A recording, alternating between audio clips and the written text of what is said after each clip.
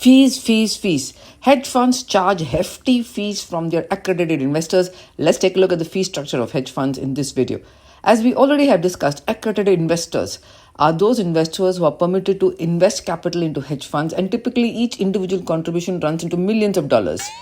This pool of capital is then invested by the general partner or the hedge fund into equities, bonds, foreign exchange, commodities across different countries, across different currencies. The fee structure is a biggest source of income for the hedge fund, and therefore it has to be carefully managed because this fees is then used to manage the expenses of the hedge fund.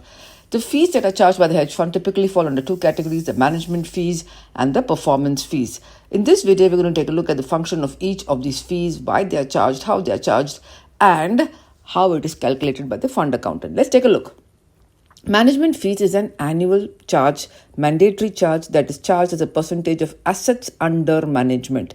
While it is said that it is charged as a percentage of assets under management, in reality, it is charged per investor according to their capital contribution. So if you have two investors, one has contributed 20, another has contributed $50 million, the management fees is a percentage of their contribution into the hedge fund. That's the meaning of management fees. It's an annual mandatory charge by the hedge fund. But the bigger chunk of it comes from incentive fees, also called as performance fees, which is charged by the hedge fund from the accredited investors for outperformance vis-a-vis the underlying benchmarks. These benchmarks could be S&P 500, NASDAQ, or any such thing. But the incentive fee structure is clearly mentioned in the limited partnership agreement, which is entered into between the accredited investors and the general partner. This incentive fees is thus calculated only in the case of outperformance. Let's say, for example, the hurdle rate is 8% and the benchmark for that is the S&P 500. This implies that if the S&P 500 increases by 8% and the fund has increased by 10%, okay? So this is a happy situation, okay? Smiley, smiley, smiley.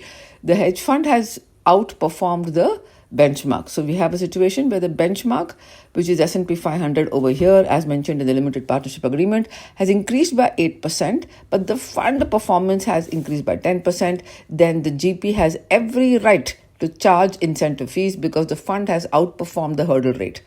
If, on the other hand, the fund had increased only by 7%, then they could not charge the incentive fees.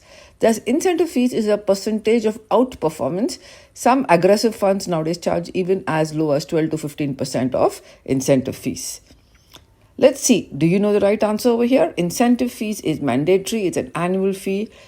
Is it a fee for outperformance or is it a fee for managing the fund? Please let me know your answers in the comments section below.